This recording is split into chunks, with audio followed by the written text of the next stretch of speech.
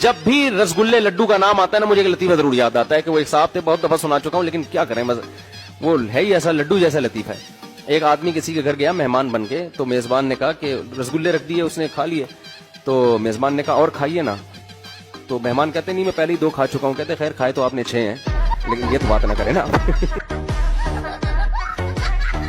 کوئی مرید نے خواب دیکھا, پیر صاحب کو کہا حضرت آج بہت عجیب خواب دیکھا آپ کے بارے میں. پیر صاحب نے کہا بتا بھائی. کہہ رہے میں نے دیکھا کہ آپ کی انگلیاں جو ہے نا شہد میں اور میری انگلیاں گندگی میں. وہ گندگی کا نام لیتے ہوئے مجھے وہ گھن آ رہی ہے. وہ پورا نام, جب مسجد کے باہر کسی کو سناؤ گے پورا نام لے کے سنانا, اس کے بغیر کیچڑ تو بہت ہلکی چیز ہے بھائی اس میں. تو پیر صاحب نے کہا دیکھا یہی تو فرق ہے تم میں اور مجھ میں. میری انگلیاں شہد میں, تمہاری انگلیاں گند میں, گوبر میں. کہتے ہیں خواب کمپلیٹ نہیں ہوا ہے ابھی, اس کو کمپلیٹ ہونے. پورا خواب یہ ہے کہ میں نے پھر خواب میں دیکھا کہ میری انگلیاں آپ چاٹ رہے ہیں اور آپ کی انگلیاں میں چاٹ رہا ہوں.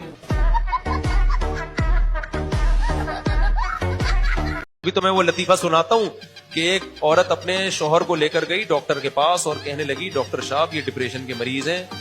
تو ڈاکٹر نے انٹرویو لیا, بیماری سمجھ گیا. ڈاکٹر نے نیند کی گولی دی اس کی بیوی کو. اس خاتون نے کہا یہ میں نے انہیں کب کھلانی, اس نے کہا یہ آپ نے کھانی ہے.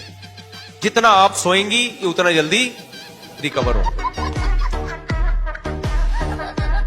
ایک 80 سال کے بوڑھے تھے, ہمارے جاننے والے نے بتایا ان کی کہیں سیٹنگ ہو گئی کینیڈا کے کسی لڑکی سے فیس بک پہ. 80 سال کے بزرگ کی سیٹنگ کس سے ہو رہی ہے, کینیڈا کی کسی گوری سے. گوری جوان تھی, بہرحال سیٹنگ ہو گئی آپس میں. وہ گوری کا کوئی مفاد ہوگا شاید, کوئی پیسے کیسے چاہتی ہو, کیا چاہتی ہو واللہ اعلم.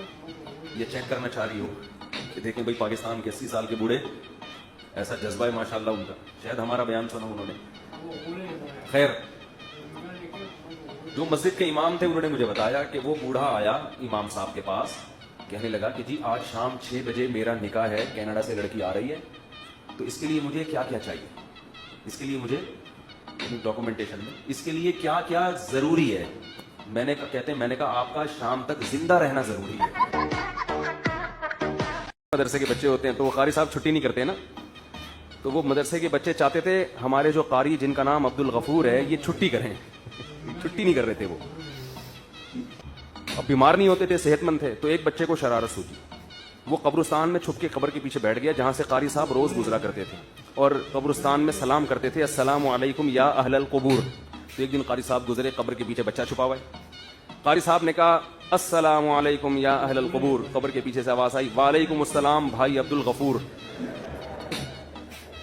جیسے ہی آواز آئی ہے قاری صاحب خوف سے بے ہوش ہو گئے کہ بھئی آج تو قبر سے رپلائی آ گیا ہے, آج تو کیا آ گیا ہے, رپلائی آ گئی. اللہ خیر کرے. تو بچوں نے کہا بھائی 1 مہینے تو بہرحال چھٹی ہو.